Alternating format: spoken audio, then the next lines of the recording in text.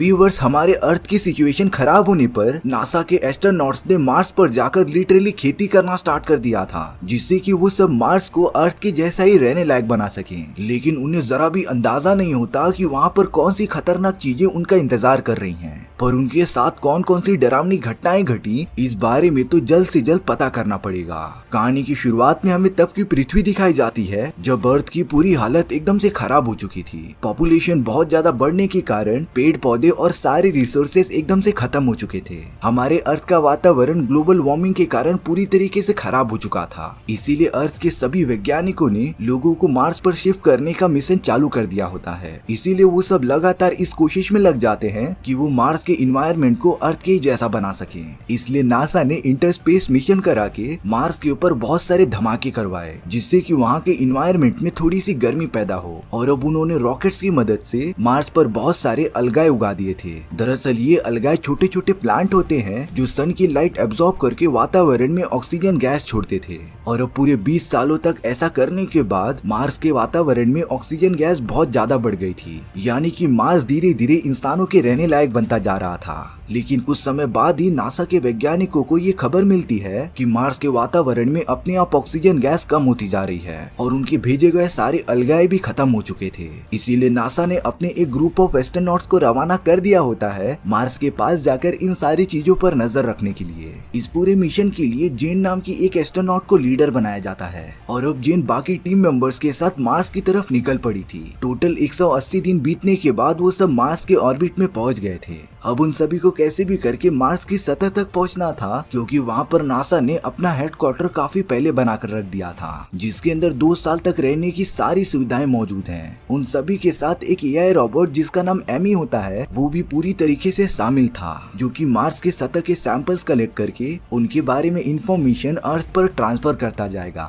अब तो वो सब रेडी हो जाते हैं मार्स की सतह पर लैंड करने के लिए, पर तभी उनके स्पेसशिप से एक बहुत ही स्ट्रॉन्ग सोलर फ्लेयर टकराता है, जिससे कि स्पेसशिप के बहुत सारे सिस्टम्स ने काम करना बंद कर दिया था। और अब क्रू मेंबर्स को तो मार्स पर लैंड करने में काफी प्रॉब्लम हो रही थी। इसीलिए जेन उन सभी को यहाँ से जाने के लिए कहती है और वो खुद स्पेसशिप में रुककर यहाँ की प्रॉब्लम्स को सॉल्व करेगी। जेन ने तो कैसे भी करके अपने क्रू मेंबर्स को मार्स की सतह की तरफ रवाना कर दिया था और अब वो सब तेजी से मार्स के वातावरण में चले जाते हैं। उनकी स्पीड सच में बहुत ज्यादा बढ़ गई थी, जिसकी वजह से वो अपने टारगेटेड लोकेशन पर लैंड नहीं कर पाते। उन्होंने पहले ही अपने एमी रोबोट को नीचे गिरा दिया था और थोड़ी देर बाद ही वो रोबोट एकदम से एक्टिवेट हो जाता है। हालांकि बाकी क्रू मेंबर्स ने एकदम क्रैश लैंडिंग की थी और अब इन सारी मुसीबतों के बाद जब वो सब बाहर निकलते हैं, तब उनके टीम में बर्ड नाम का एक मेंबर पूरी तरीके से घायल हो चुका था और अब वो उनके साथ आगे बढ़ ही नहीं पाएगा। वहाँ जेन जो कि स्पेसशिप में मौजूद होती है, वो बहुत सारे इंटरनल प्रॉब्लम से जूझ रही थी और एक बार तो स्पेसशिप में बहुत बड़ा ब्लास्ट भी हो जाता है। लेकिन जेन ने अपने पूरे करियर में ऐसी कंडीशंस बहुत बार देखी थी, इसीलिए वो धमाके से बचते हुए फायर को स्पेसशिप से बाहर निकाल देती है। अब वो सारे क्रू मेंबर्स जो कि मार्स की जमीन पर लैंड हो चुके थे, वो अपने हेडक्वार्टर के लोकेशन को सर्च नहीं कर पा रहे होते हैं और अब शायद से उन्हें वहां तक चलकर ही जाना पड़ेगा।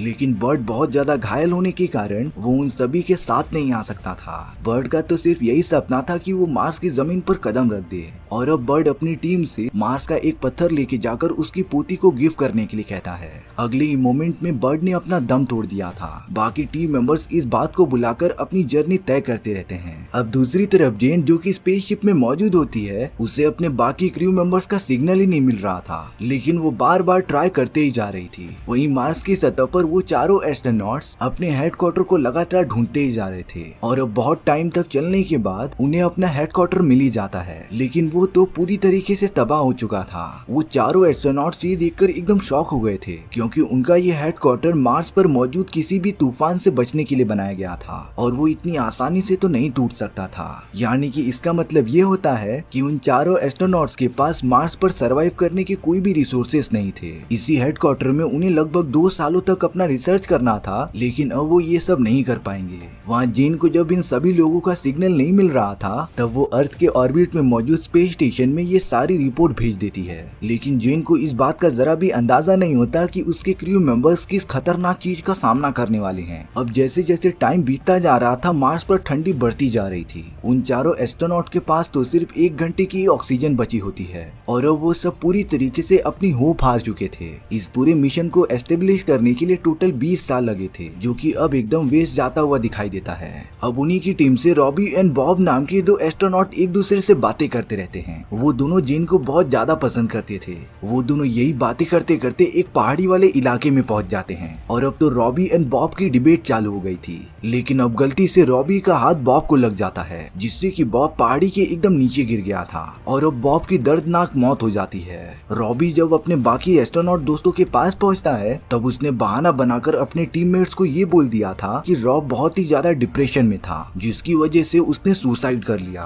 लेकिन अब बाकी टीम मेंबर्स बॉब को काफी अच्छे से जानते थे। बॉब तो कभी भी अपनी जान ले ही नहीं सकता था, इसीलिए वो सब रॉबी की बातों पर भरोसा ही नहीं करते। लेकिन अब तो उनके सूट की पूरी ऑक्सीजन खत्म हो चुकी थी, जिससे कि वो सभी लोग सांस ही नहीं ले पा रहे होते हैं। उनके पूरे टीम के मेंबर्स जमीन पर गिरकर तड़पने लगे थे, पर तभी रॉबी ने घुटन के मारे अपना हेलमेट खोल दिया था और वो ये देखकर एकदम हक्का बक्का रह जाता है कि वो लिटरली मार्स के एनवायरनमेंट में सांस ले पा रहा था। और अब रॉबी अपने बाकी टीममेट से भी हेलमेट निकालने के लिए कहता है। उन सभी को तो कुछ समझ ही नहीं आ रहा था कि वो मार्स के एनवायरनमेंट में इस तरीके से सांस कैसे ले पा रहे हैं, क्योंकि मार्स के वातावरण में ऑक्सीजन पहले ही खत्म हो चुकी थी। अब यहाँ जेन को अर्थ के स्पेस स्टेशन से सिग्नल आता है कि उसे जल्द से जल्द अपना मिशन खत्म करके वापस लौटना पड़ेगा, भले ही वो बाकी एस्ट्रोनॉट जो कि मार्स की जमीन पर गए हैं वो स्पेसशिप में लौट ना पाए। अब रॉबी और बाकी एस्ट्रोनॉट्स को मार्स के वातावरण में काफी ठंड लगने लगी थी। उनके पास तो ठंड से बचने के लिए और कोई भी इक्विपमेंट्स होते ही नहीं है, लेकिन अभी तो खतरनाक मुसीबतों का आना बाकी था। कुछ ही देर में रॉबी और बाकी एस्ट्रोनॉट्स के पास उनका एआई रोबोट एमी आ जाता है, जिसने पता नहीं क्यों उन्हीं सारे एस्ट्रोनॉट्स पर हमला करना स्टार्ट कर दिया था। दरअसल क्रैश लैंडिंग की वजह से एमी के इंटरनल सिस्टम एकदम से खराब हो चुके हैं और अब वो किसी भी जिंदा चीज को डिटेक्ट करके उनके ऊपर लगातार हमला करते जा रहा था।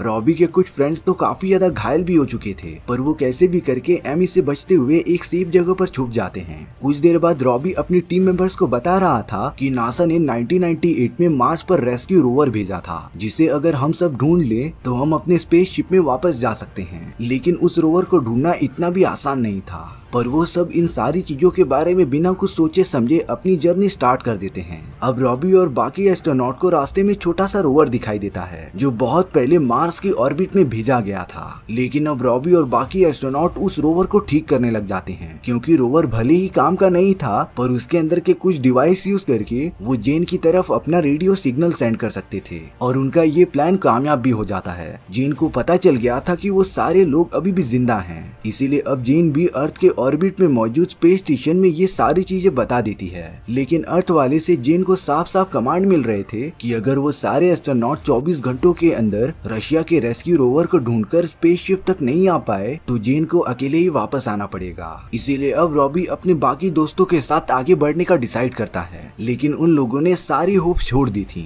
उन्हें नहीं लग रहा था कि वो उस रेस्क्यू रोवर तक पहुंच पाएंगे, लेकिन इसके अलावा उनके पास और कुछ भी ऑप्शन नहीं होता। इसीलिए वो सब रोवर के डायरेक्शन में चलना स्टार्ट कर देते हैं। साथ ही साथ उन्हें जेन से ये पता चला था कि उस रोवर में सिर्फ 2 ही लोग बैठ सकते हैं, यानी कि उन तीनों में से किसी एक को अपनी जान की कुर्बानी देनी पड़ेगी। रास्ते में उन तीनों को एक बहुत ही बड़े तूफान का सामना भी करना पड़ता है। साथ ही साथ एमी रोबोट भी उन पर हमला करते ही जा रहा था, पर वो सब कैसे भी करके पास ही वाले एक गुफा में छुप जाते हैं। लेकिन अब रॉबी पता नहीं क्यों बहुत ज्यादा काइंड बनने की कोशिश करता है। वो अपने बाकी दोनों दोस्तों को रोवर की मदद से यहाँ से चले जाने के लिए कह रहा था, लेकिन अब चिप नाम का एक एस्ट्रोनॉट रॉबी पर शक करने लगता है। उसे लग रहा था कि रॉबी हमें धोखा देने के चक्कर में है, इसीलिए चिप तुरंत ही उन दोनों को बिना बताए रोवर की तरफ तेजी से भागने लगा था, ताकि वो अकेले ही रोवर में बैठकर स्पेसशिप में चला जाए। लेकिन बैन नाम का एस्ट्रोनॉट अपने हैंड स्क्रीन पर देख रहा होता है कि उनका एमी रोबोट जो कि आउट ऑफ कंट्रोल हो गया था, वो चिप की तरफ तेजी से बढ़ता ही जा रहा है और देखते ही देखते रोबोट ने चिप पर हमला कर दिया था और उसकी जान ले ली थी।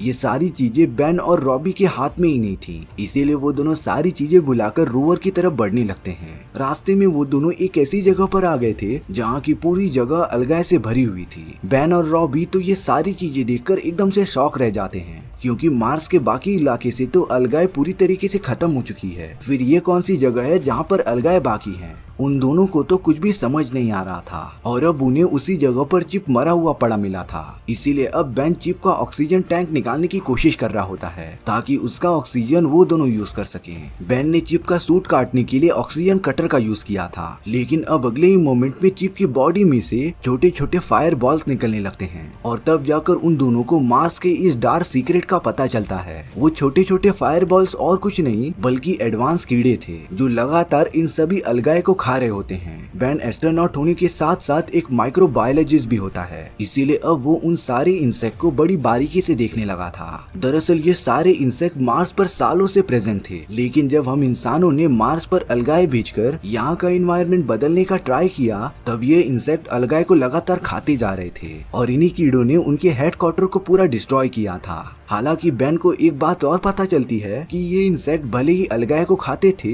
पर जो वेस्ट प्रोडक्ट इनके बॉडी से निकलता था उसके साथ साथ ये सब भारी मात्रा में ऑक्सीजन भी रिलीज करते थे और यही कारण था जिसकी वजह से वो सब मार्स के एनवायरनमेंट में भी सांस ले पा रहे थे। यानी कि ये सारे कीड़े उनके लिए बहुत ज्यादा फायदेमंद साबित हो सकते हैं। इसीलिए अब बेन ने उन कीड़ों का एक सैंपल अपने पास इकट्ठा कर लिया था, लेकिन अब उन कीड़ों के एक झुंड ने बेन के बॉडी पर लगातार चढ़ना स्टार्ट कर दिया था। बेन को इस बात का अंदाजा हो गया था कि वो बचने नहीं वाला, इसीलिए अब वो रॉबी को सैंपल दे देता है और अपने आप को आग जलाकर ब्लास्ट करा देता है, जिससे कि बहुत सारे कीड़े जलकर मर चुके थे। यानी कि अब रॉबी पूरी तरीके से मार्स पर अकेला था। रॉबी जेन से कनेक्ट होता है और उसे ये सारी बातें बता देता है। रॉबी तो मायूस होकर इस जगह से बाहर निकलने का होप्स ही छोड़ देता है, पर जेन उसे आगे बढ़ने के लिए मोटिवेट करती है और इसीलिए अब रॉबी कैसे भी करके आगे बढ़ रहा था। रॉबी तो कुछ ही देर में उस रेस्क्यू रोवर के पास पहुंच जाता है। जेन रॉबी को गाइड कर रही थी कि वो रोवर को कैसे ठीक कर सके, लेकिन रॉबी को इस बात का पूरा अंदाजा हो गया था कि रोवर में इतनी पावर सी नहीं है कि वो रॉबी को मार्स के ऑर्बिट तक भेज सके। उसके अंदर तो एक भी बैटरीज मौजूद ही नहीं थी और अब रॉबी ने तो पूरी तरीके से हार मान ली थी। यहाँ 24 घंटे खत्म होने के बाद जेन का स्पेसशिप ऑटोमेटिकली मार्स के ऑर्बिट को छोड़कर अर्थ की तरफ बढ़ने लगा था और अब रॉबी एकदम लाचार मार्स की जमीन पर पड़ा होता है। लेकिन किस्मत तो और ही कुछ चाहती थी।